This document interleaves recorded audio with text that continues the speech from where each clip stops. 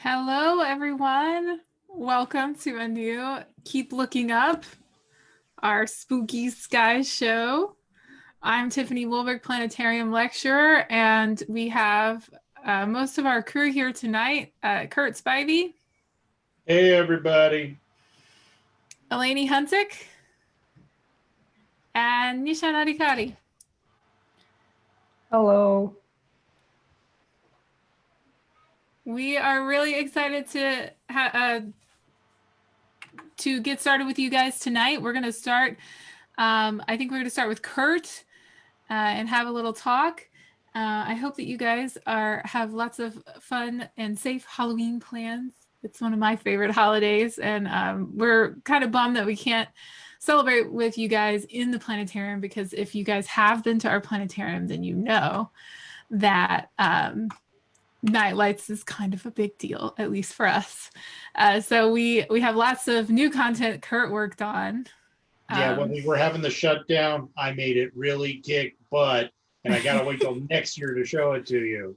Yes, but we'll have it next year. We'll have fresh new stuff for next year for that. But in the meantime, we're going to show you some spooky things about the nighttime sky and in space in general. So we'll start with Kurt.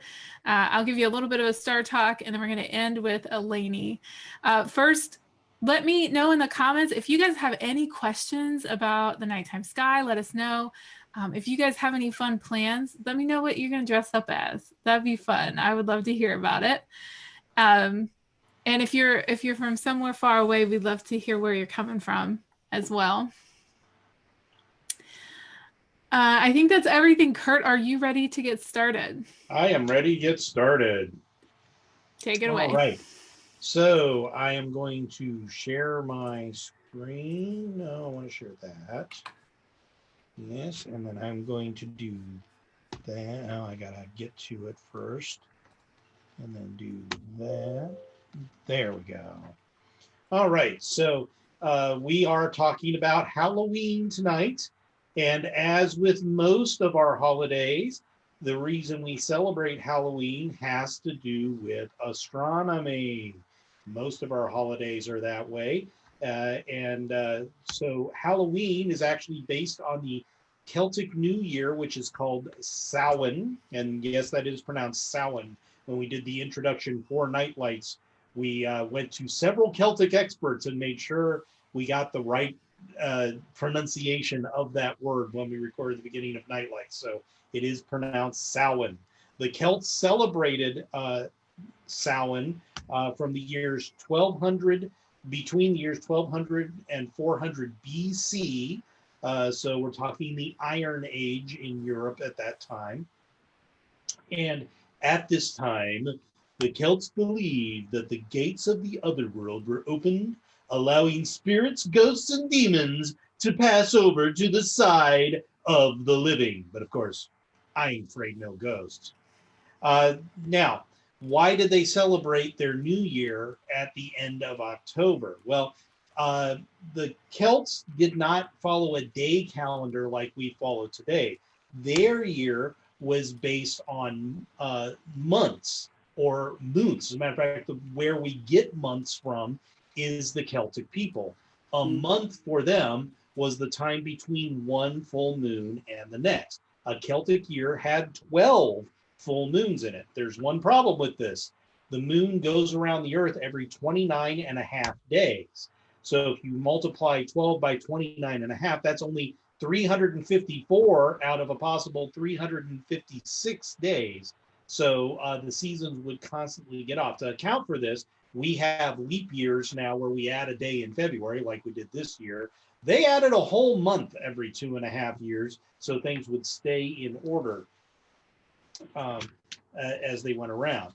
So that is why this time was chosen. But specifically, why would they choose this time of the year to do it? Well, keep in mind that the Celtic people lived in Europe. And it's a middle latitude of the northern hemisphere, very similar in latitude to where we are here in Youngstown, which means during the time of year, the length of the days were rapidly decreasing and the nights were lasting more and more hours, just as they do now. Each day that passed, the night lasted 3 minutes longer. While that might seem insignificant, it means that in 40 days, the sun rises an hour later and sets an hour earlier. Perhaps the overlap of the gathering of the harvest and the arrival of the cold added the weight to this choice. It shouldn't come as a surprise that Samhain actually means the end of summer, a ceremony at the start of the season of darkness.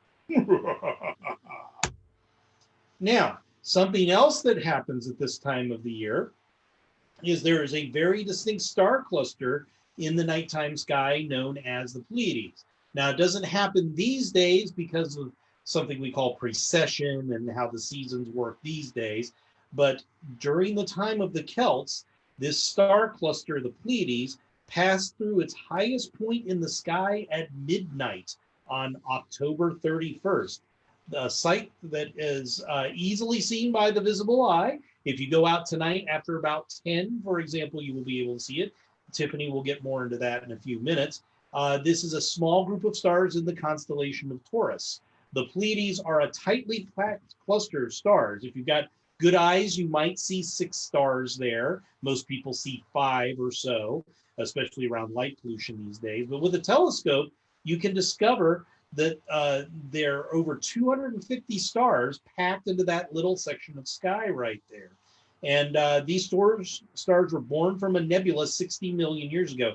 That's why in this time exposure picture, you see all that blue around there. That's gas left over from the nebula that formed them, still hanging around the stars. These stars are 400 light years away from the Earth. And they are in their infancy even today. Our own sun has been around about 250 times longer.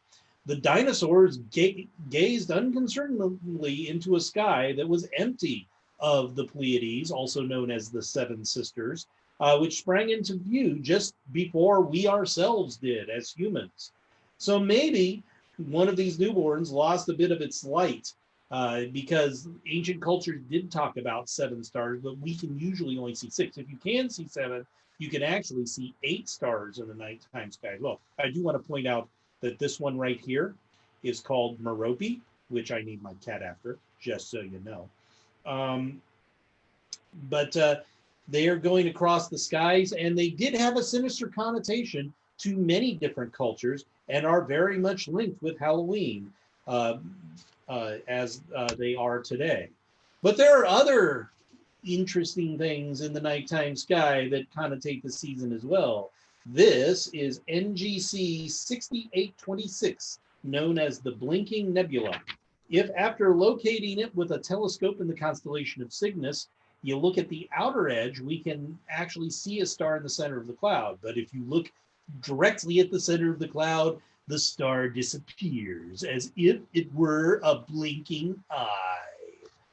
Another good one for the season is this one right here. This is NGC 1909, also known as the Witch Head Nebula in the constellation of Iridanus.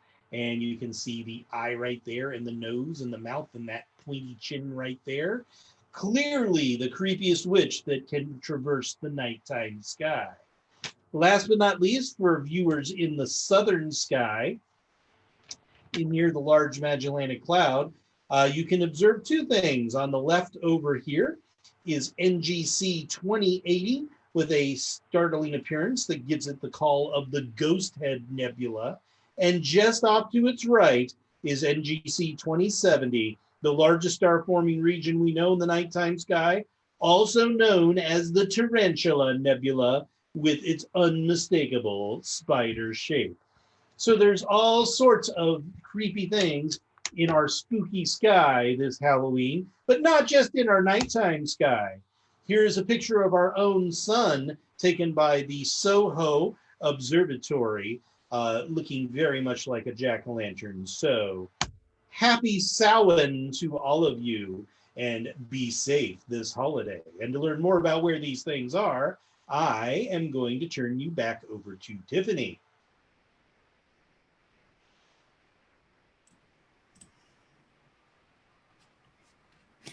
Wow, thank you, Kurt. So, as with many holidays, Halloween or Samhain is also related to the nighttime sky. And I will pull up our little virtual planetarium here using the free online open source software, Stellarium.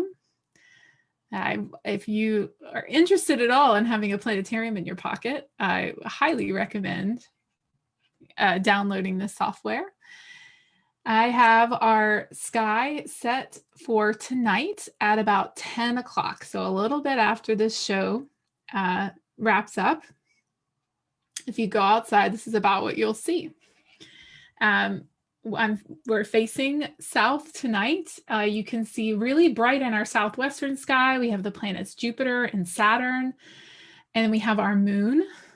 I have a minor gripe with Stellarium in that it's kind of hard to see the moon phase unless you zoom in some, which you can very easily see with your eye in your backyard. So we're going to zoom in a little bit. Our moon phase tonight, we're one day after the first quarter moon. So last night, our moon, some people call it a half moon. It was halfway illuminated, and but it's the first quarter of the moon's 4-week cycle. So we call it the first quarter moon. We're a little bit bigger than that tonight in a phase we call the waxing gibbous moon. Now, we are here to talk about All Hallows Eve or Halloween.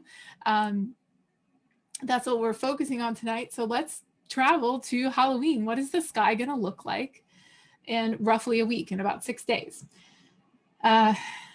So this is something that we don't get to see very often because we don't go outside every night at the same time to make observations about how the sky changes.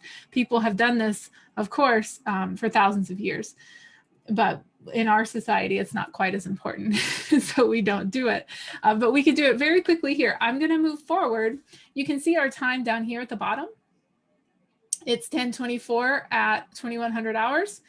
We're going to stay at the same time at 10 p.m., but we're going to move forward one day. So what did you see happen? I will go back. This is tonight at 10 o'clock. This is tomorrow at 10 o'clock. The stars didn't really change structure, right? There was like a slow shift towards the west. That's something that Kurt referenced earlier, that the stars rise a little earlier each night, just by a couple minutes, 3 or 4 minutes. And that's actually what, over time, over several months, that's what gives us our seasonal shift in the stars. This motion, this slight motion you're seeing with the stars here. But what even planet Saturn and Jupiter aren't noticeably moving between one night. I'm just kind of going back and forth between the two so you can see. What is moving the most? There's kind of a delay in Facebook, so I won't wait for your answer, but you can shout it out. The moon, right? The moon moves very quickly in our sky each night. It's the closest celestial object to us, so that kind of makes sense. We see quite a bit of movement with the moon. So I'm going to keep going. This is tomorrow at 10 o'clock, the next day at 10, next day at 10, keep going all the way to the 31st, Halloween. So we can still see Saturn and Jupiter over here in the south. Our moon has moved towards the east. I'm going to move us to the east so we can see it.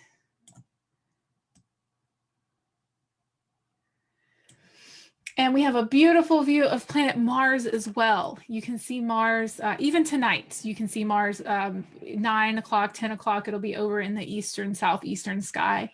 It's a really wonderful time to go look at planets. So if you do see a clear night, please go out and check those out because they look wonderful, even just with the eyes.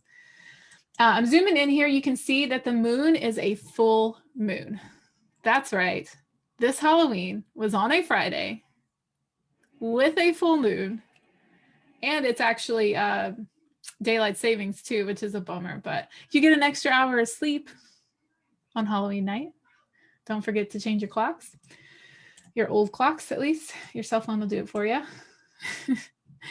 So yeah, it's kind of a bummer that this holiday, as with everything else, got coronaed, but we can be inventive and creative in how we celebrate. Another special thing about this moon, this is not just any full moon. Kurt mentioned a month. That's how we define a month. The lunar cycle, a month, is about 28 days. So it's a little bit shorter than our calendar months, which means that every now and again, if a full moon falls at the very beginning of the month, like it did this month, I think it was October 1st or 2nd, then we can have a second full moon in 1 month. That second full moon we call a blue moon.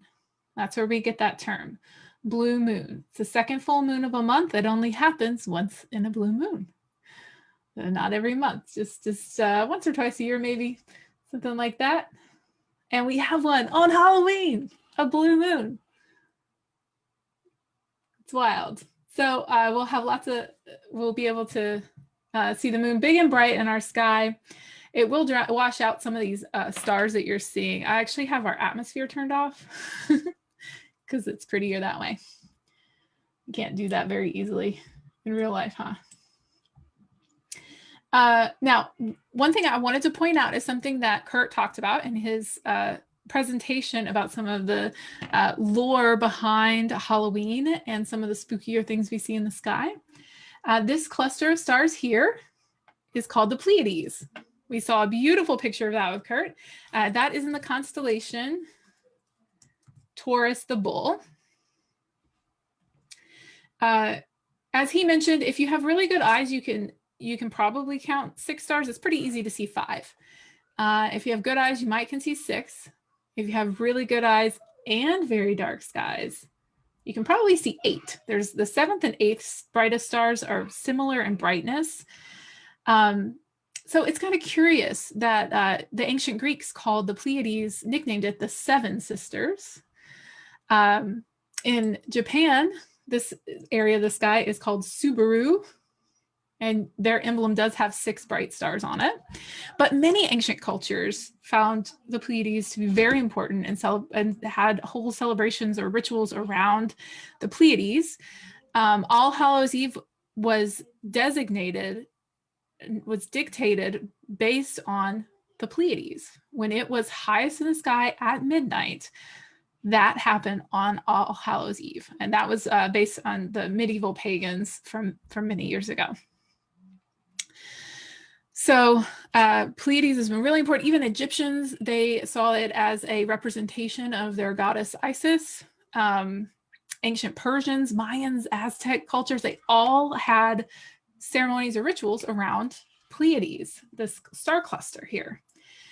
And many of them said they saw 7. So it's kind of curious. It's a bit of a mystery if maybe there were 7 stars that you could count easily in the sky. But as an ancient Greek poet wrote, their number 7, though the myths often say that one has passed away. So perhaps one of the 7 sisters has burnt out. And thinking about the astronomy or the science of this, that is possible. We're talking 2,000 years ago, which isn't that long in terms of a star's life. However, the Pleiades stars are very blue and very hot, which means that they're burning up their nuclear fuel very quickly. So in the length of a star's life, these only live a blink of an eye, a moment for a star. They are very short-lived stars because they burn so quickly. So it's possible maybe one burnt out. I don't think that that's confirmed or anything, but it's a mystery for us to consider tonight. I'm zooming out a little bit. So let's look towards the northeastern sky, find a very famous constellation. Sometimes a year it looks like an M, sometimes a year it looks like a W. We're talking about, of course, Queen Cassiopeia. She can help you find the North Star. We've talked about this before in plenty of our our star talks. See, North Star points you north. Cassiopeia can help you find that. Cassiopeia can also help you find the next constellation that I want to talk about. And I always use the Pleiades and Cassiopeia to find it because it's kind of a tough constellation to see and it's between these two. So right between these two, I see this little character, like a stick figure man. Here's his head, one arm, other arm and hand, body, feet, and one foot is right there over the Pleiades. Now that's how I imagine it to make it easier for me to see, but the more traditional way is how Stellarium sees it. This is the constellation Perseus. Okay, so one foot, there's a foot and there's a foot, and one foot's right above the Pleiades there. In ancient Greek mythology, Perseus was a renowned hero, and he was most famous for slaying Medusa, the Gorgon Medusa. If you know your lore, Gorgons were beautiful women that had snakes for hair, and Medusa, it was said that Medusa could, with one look at her, would turn you into stone. So Perseus had this shiny shield. He used the reflection in the shield to locate Medusa behind his back, and then he, with one fell swoop, lopped off her head. And then he saved Princess Andromeda, who is, by the way, up here. It was the daughter of Cassiopeia. Let's see. There's the Andromeda Galaxy, so she should be right here. He saved her from being eaten by a sea monster by using Medusa's head to turn Cetus the sea monster into stone. That's the mythology behind these constellations. These are fall time constellations that we can see very easily right now in our sky. Now I'm going to put up some artwork. It's a little bit creepy, just so you know. For all these constellations here. Perseus is dictated in the sky as it's literally holding the head of Medusa. This star here is called Algol. Here I can show you up here, Algol. This is all the information you could ever possibly want about it and more. This is sometimes referred to as the demon eye. And that's, it's one of my favorite stars in the sky. It's super spooky. It actually, every 3 to 4 days, this star will get very, very dim, noticeably, visibly dim in the sky. And then after 10 hours or so, it'll brighten back up, 3 times brighter than it was at its minimum. It almost looks like the eye of Medusa is winking at you. Considering that she can turn you into stone, that is very disconcerting. Now, what we know now with astronomy and with studying the skies, Algol is a special star we call a variable star. Variable stars are actually kind of common. It just means that their brightness appears to vary as we observe it from Earth. It's somewhat unusual to see a variable star vary in brightness so dramatically, and that's what makes Algol special. What's happening is that even though Algol looks like one star to us, it is actually 2 stars. There's a very, very bright star and a very, very dim star. I have a photo here. I'm going to try to drag it over. I can't remember if I shared just Stellarium or my whole screen, so it might not work. It does not work. Okay. So we've taken some pictures of this, but you can they're not good because the star is really far away, so you're not missing much. But basically, imagine a really, really bright star and a very dim star. The dim star goes in front of the bright star every 3.27 days or something like that, about 4 days. And as it does that, it covers the bright star, making that star look very, very dim. Then after it passes it over about 10 hours or so, we can see the bright star again along with the dim star, and the whole thing brightens back up. So it makes sense, it's logical, but if you didn't know that and you're looking up at the sky making observations, calling this star the head of Medusa or the eye of Medusa, that would be really disconcerting to see it just almost disappear and then come back.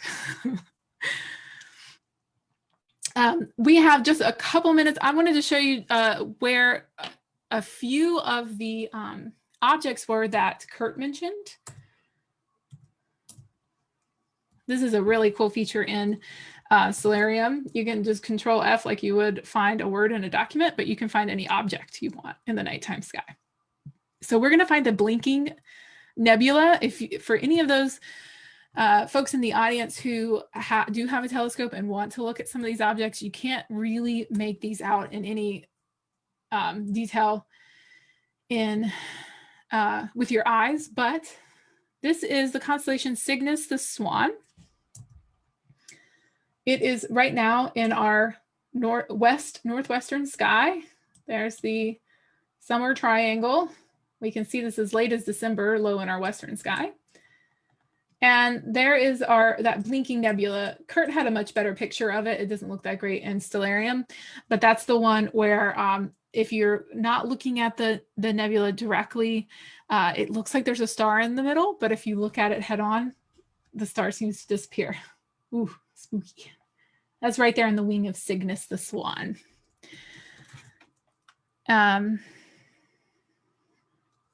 NGC 1909 is the Witch Head Nebula. It's below the horizon at 10 o'clock tonight. So I'm going to move us forward. I'll show you the time here to midnight. Oop, I went forward a day. Sorry about that. Okay, so we're at Halloween night, 10 o'clock, 11, 12, midnight. This constellation is rising in our sky late on Halloween. It's called Iridanus. It's the largest constellation in the entire sky. We actually can't see all of it in the northern hemisphere. You have to be pretty close to the equator to see all of it. But right next to Orion, his foot star Rigel, is the Witch Head Nebula.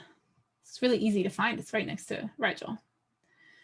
It's not as good of a picture as Kurt had, but the chin, the nose, the hat, there's our witch head. Okay, and I think that's all that we have time for. So I want to hand this over to, I'll hand this over to Eleni here in just a moment. Does anyone have any questions for us before we shift over? If there's anything anyone wants to see. And I can answer any questions about the Celtic lore too. By the way, nice recap of the story I did last. Keep looking up. Yeah, I did the 30-second version of your of your talk from last time. Okay, I'm not seeing. So Ben White had a question, which is actually really appropriate. Can we tell what galaxy Star Wars took place in, or are we still trying to figure that out? It's far away. We haven't seen it yet. It's just far away. He might have been being slightly sarcastic, but funny no, you should mention that. Sarcastic? What? We announce at the end of our shows typically what our next Keep Looking Up will be. And our next Keep Looking Up will be all about astronomy and pop culture. So come check out that show. We will make a point to try to answer that. The short answer is we don't know, but I think like hardcore Star Wars fans there's some of them that really fight hard to suggest that it's the Andromeda Galaxy, our neighbor galaxy. I should point out between this show and our next one, The Mandalorian second season premieres too. Just one. Oh, very appropriate. This is the way. Okay, well, if you guys have any questions for me or for Kurt, let us know in the comments. We can answer in the comments, but we're going to shift over to Eleni here. She's going to talk to us about some of the spookier parts of our solar system. Take it away. Thanks, Tiffany. Hopefully you guys can see my screen now. So I'm going to be talking about the outer solar system, which we really don't know a lot about. So the outermost part of our solar system is everything that lies beyond our farthest planet, Neptune, but is still gravitationally bound to our solar system orbiting the sun. When you hear about the outermost part of the solar system, you might think it's a small part of the solar system and that the majority of things lie within the orbit of Neptune. But scientists think that the solar system actually extends to roughly 2,000 times Neptune's orbit. I say that this is what scientists think because no one actually knows for sure. This area of the solar system is a very mysterious place because it is difficult to study. There's still a lot we don't know about it, even though it makes up the largest part of our solar system. So there are three main parts to this region of the solar system: the Kuiper Belt, the scattered disk, and the Oort Cloud. Each of these areas consists of many icy and rocky objects that orbit the sun. I'll talk more about the specifics of the objects in a minute, but first let's look at how we define the three parts. So unlike the 8 inner planets in the asteroid belt, which all lie on the same plane or are aligned in like a flat disk shape as they move around the sun, the objects in the outer solar system have more erratic orbits. The Kuiper Belt, named for Dutch astronomer Gerard Kuiper, is similar to the asteroid belt, but is far larger, and it's donut-shaped, as shown in this first image here on the left. It consists of objects that lie about 30 to 50 astronomical units from the sun. This is just beyond the orbit of Neptune, which is 30 astronomical units. And an astronomical unit, or AU, is the exact distance of the Earth from the sun and is commonly used to measure distances within our solar system or to measure the distances of exoplanets from their host stars. So the Kuiper Belt occupies the space from 30 to 50 times the distance of the Earth from the sun. So in this picture here, all 8 of the planets in the sun are in the center within this donut shape. And the highlighted part, the donut, represents the Kuiper Belt. Then the second part is called the scattered disk, which overlaps the Kuiper Belt and extends to about 200 AU. The objects in the scattered disk have orbits that are even more erratic than those within the Kuiper Belt. The formation of these objects and causes for their erratic orbits are poorly understood, but many astronomers think that these small objects were heavily influenced by the gravity of the much larger gas giant planets billions of years ago during the formation of the solar system. Now, the only planet that is close enough to influence these objects is Neptune. And finally, the Oort Cloud. The Oort Cloud is everything else, extending all the way out to at least 50,000 astronomical units, or 1 light year, possibly even further. Again, because light year is a confusing term, 1 light year is just the distance that light, the fastest thing in the universe, travels in 1 year. So while it only takes 8 minutes for light to travel from the sun to the Earth, it takes a whole year for it to travel all the way to the edge of our solar system. This gives some perspective on why it's impossible, at least with our current technology, to travel outside of the solar system for us. Things are really far apart out in space. So as you can see in the second picture, the Oort Cloud is spherical and is by far the largest part of the solar system. You can see the sun in the middle, but the planets, the Kuiper Belt, the scattered disk are all too small relative to the Oort Cloud to even be shown in this diagram. The Oort Cloud, named for Dutch astronomer Jan Oort, is difficult to study because the objects are so small and distant and they don't emit enough light for astronomers to detect them. Therefore, its existence hasn't actually been proven, but astronomers know it's there from studying and modeling the formation of the solar system. Like the scattered disk and the Kuiper Belt, which have been observed, the Oort Cloud is thought to have formed from the gas giant scattering material billions of years ago, just after the solar system formed. And I just want to point out that in both of these diagrams, the objects in these regions are scaled up and brightened so you can see them. If you could actually exit the solar system and take a picture, you wouldn't see all of these objects. You would just see the sun and nothing else, similar to any pictures you may have seen of any other star. But now that we have an idea of how things are mapped out, what sort of objects even live all the way out here in the edges of the solar system? As I mentioned, there are many icy and rocky objects. When I say icy, I'm just talking about volatiles that are less common in the inner part of the solar system, such as methane, ammonia, and water. These materials are not common near the sun because they evaporate easily, but it's cold enough that they exist as solids in the outer part of the solar system. So one category of these objects that are out here are comets, which are, again, icy rocks that spend most of their time in the far outer regions of the solar system, but closely pass the sun and inner planets for brief periods of time. The volatiles that I mentioned earlier are released as gases due to heat from the sun, often producing a visible tail. Because of this, comets have 3 main parts: the nucleus, which is the solid part of the comet, the coma, which is similar to an atmosphere that surrounds the comet and consists of gases that are coming off of the comet, and a tail or multiple tails composed of different materials that are being blown off of the comet by solar wind. Comets have extremely eccentric orbits, meaning that their orbits are not circular. This slide shows an example of how comets orbit the sun. The orbits of the planets are shown too, so you can see the flat plane of the solar system, as I mentioned earlier, and you can see that the comet makes very close approaches to the sun, but also travels far out into the scattered disk, where it spends most of its time. This makes it difficult to study comets.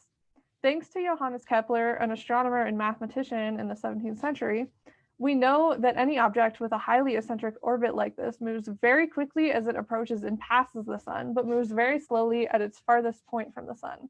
This is why most comets lie in the outer solar system and why we don't observe many comets, even though we know that a large number of them exist.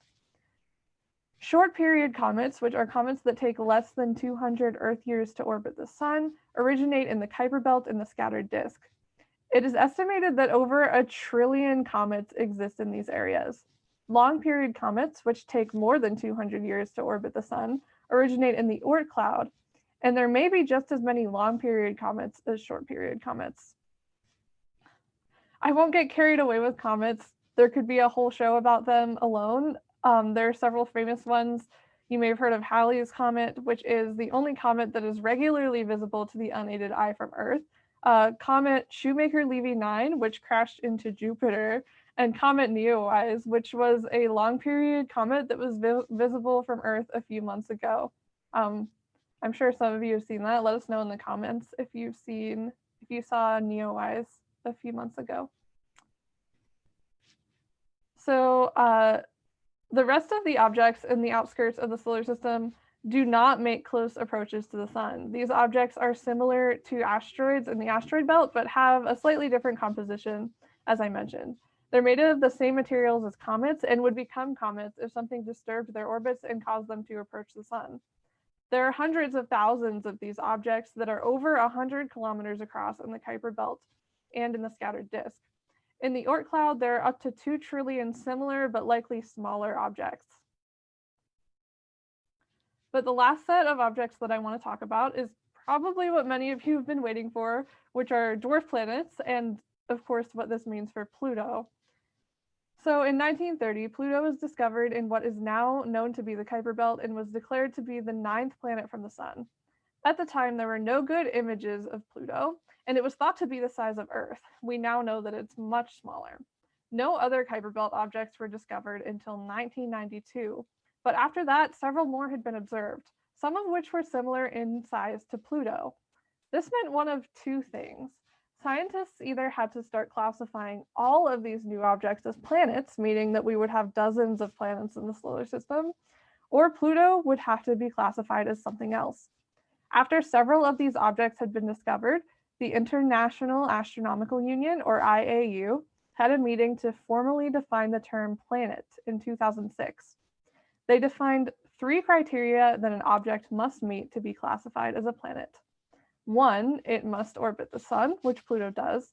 2, it must have sufficient mass to assume hydrostatic equilibrium, which is just a fancy way of saying that it is big enough that its gravity makes it round, which Pluto is. And 3, it must have cleared the neighborhood around its orbit, which Pluto does not do, as evidenced by the fact that it's in the Kuiper Belt and it's surrounded by many of the small icy bodies that we've been talking about. Therefore, Pluto is no longer considered a planet, but has now been given its own class of objects called dwarf planets or Plutoids. These objects are massive enough for gravity to make them round, but small enough that they do not clear the neighborhood of their orbits. So in this picture, many dwarf planets and a few small asteroids are shown. Most of these are located in the Kuiper Belt, but some of them are from the asteroid belt. And then Earth is down at the bottom for scale. So those are all of the types of objects that you will find in the outermost part of the solar system. As I said, we only recently developed the technology to observe these things, and we just started making discoveries in 1992. So there's still a lot we don't know, and we have a lot to learn. But now that we've talked about these objects, I do want to take a minute to talk about Pluto because it is a very interesting place. Do we have any questions, though, before I talk about Pluto?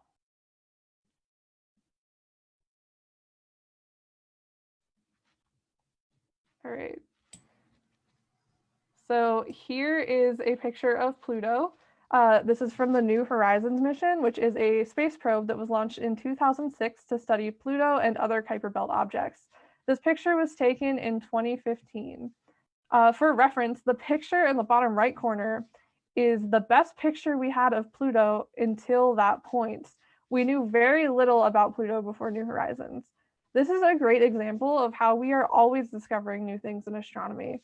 Planetary scientists expected Pluto to be a remote, inactive, icy world, but they were very surprised at what they saw when New Horizons provided them with the first ever close-up images.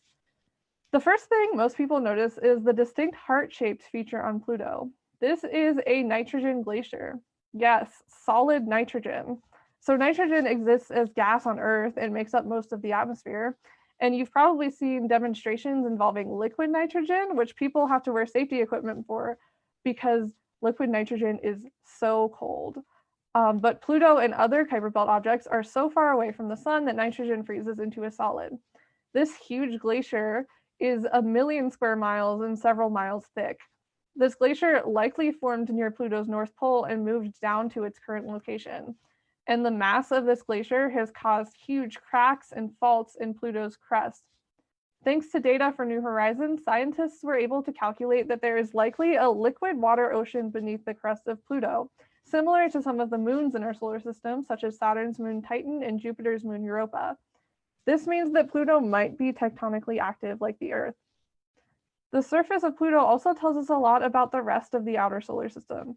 Astronomers expected to see many small craters on the surface of Pluto, but they only observed large ones, which indicates that the Kuiper Belt may be devoid of small objects. The New Horizons mission has been extended through 2021 and will continue imaging other Kuiper Belt objects now that it's gone far out past Pluto. The solar system is huge and underexplored. There's still a lot that we don't know, and scientists will continue to study it as technology improves. I personally am really looking forward to seeing the future discoveries of things in the outer solar system. But that is all I have, so are there any questions? Yes, we have one, Eleni. Ben wants to know, and I don't know if you know this or not, how much of the solar system's mass are in the Kuiper Belt and Oort Cloud? I do not know the answer to that. I know that I don't think it's a whole lot. I think most of the mass is still the sun and the planets. Actually, I believe you could take Jupiter and put all of the Oort Cloud, Kuiper Belt, and all the other planets together, and still wouldn't be as big as Jupiter. So yeah, that sounds about right. I would also point out, Charles wanted to know, do we have an idea of New Horizons' current position? I can help you with that, Charles. If you go to the NASA website for New Horizons, they actually have its current position and how far it is from the sun listed right there, updating in real time. So that's, if you want to find out where it is, that's the place to go. I know for New Horizons that NASA expects it to continue sending data back to us into 2021. And typically they will use these spacecrafts until they stop receiving a signal. So, but that's like it was the extended mission. It went to a little dwarf planet,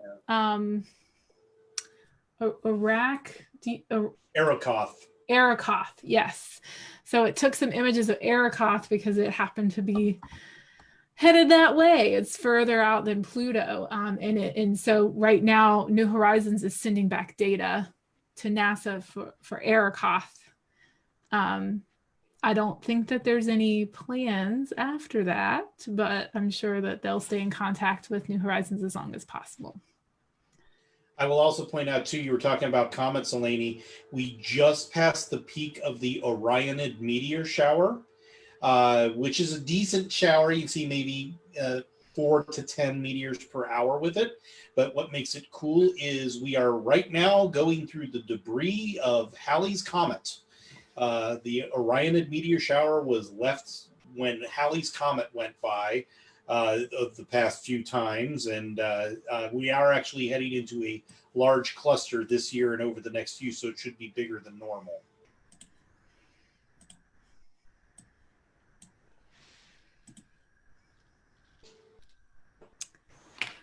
I'm not seeing any more questions. Some great, some accolades for Eleni. Great job, Eleni. That's it's sort of a tough topic to talk about because people, for a couple of reasons, people really care about Pluto.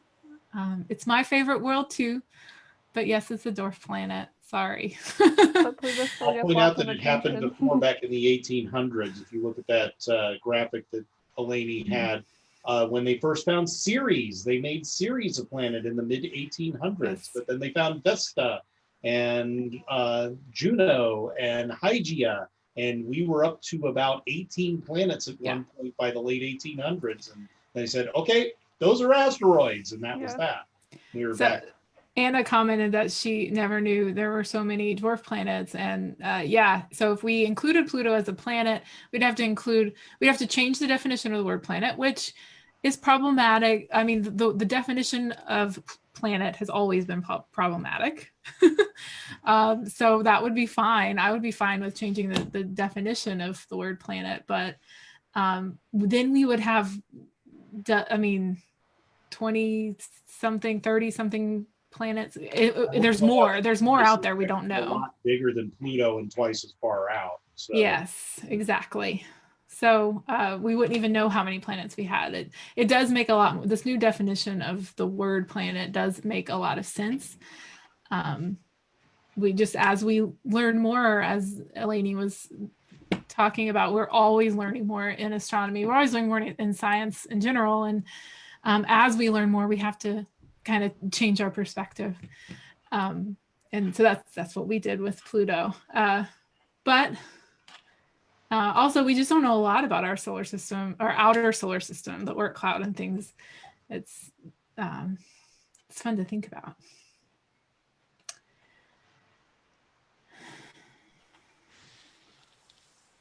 We have a question about planets that might have life.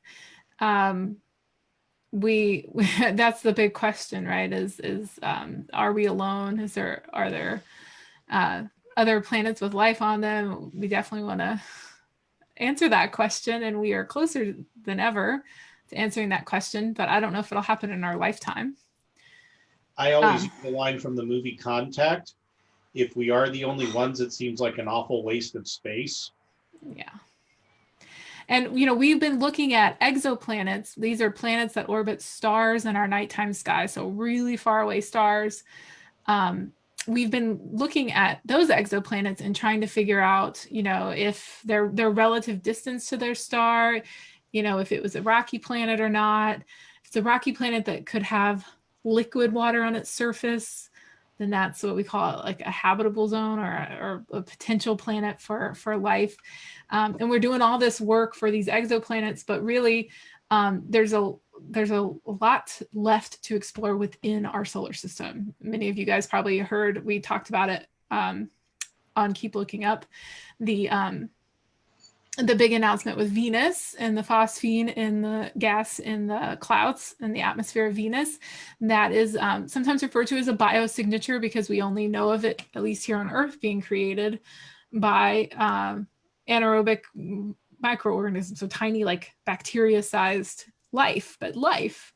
Now, that's not to say that there is life on Venus, but we are a big step closer in saying that for sure, yes or no, is there life on Venus? So that's exciting. We've always speculated that there might have been life on Mars at some point. We have to go visit, we have to explore, we have to keep doing what we're doing to before we can really answer that question. Anything you guys want to add? You were mentioning that with exoplanets, part of the reason why we don't know so much about exoplanets either is because they're so difficult to study, just like the Oort cloud. So a lot of the reason why we don't know stuff about things in space is because it requires really, really precise technology to study these objects, especially small or distant things like exoplanets or things within the Oort cloud. So as technology improves, we're always learning new things.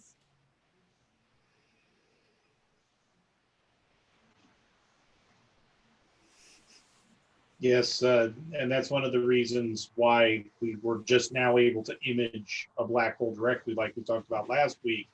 And that took making a radio telescope basically the size of the Earth using technology that didn't exist up until just recently. So, Yeah, and so we're going to keep happening. The James Webb Telescope is supposed to take off next year, which is a lot like saying someday in astronomy, that's the big wish is the James Webb Telescope will get off the ground. But there's always new, both ground-based and space-based telescopes going up, and every time something does, we learn something new, and that's what's so cool about astronomy. We're never going to know everything. There's always something new to learn.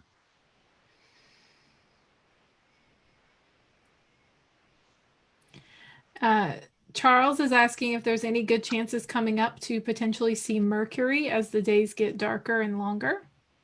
Kurt, you'd probably have a better idea. Yeah, the last time I checked on Mercury, I think it's heading for the morning sky. Right now, it is at superior conjunction, which means it's on the far side of the sun from us, heading for our morning sky.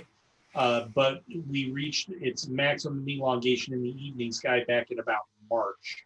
So we won't get another chance of it in our evening sky for a couple of months. It'll be like January, February before that happens. And Venus is up in the early morning sky, by the way, if you're an early riser, which you won't be after next Saturday. Public service announcement from the Word Beecher Planetarium. The time changes next Saturday. Clocks fall back 1 hour. So make sure you set those clocks back. And unfortunately, that means it gets dark around 5 o'clock, but that is good for us astronomers because you can go out and look at stuff in the early evening. Well, it appears that Tiffany Speed has dropped out. I think the zombies crawled out of the graveyard behind her there and pulled her back down. So with that, next Keep Looking Up is in 2 weeks. And as Tiffany mentioned, we are going to be doing astronomy in pop culture, both good and bad, and explain some of the things on that. So we're looking forward to seeing you then. And until then, we hope you enjoy your Halloween. Be safe when you're out trick-or-treating and doing your holiday activities. Wear your masks. And as always, keep looking up.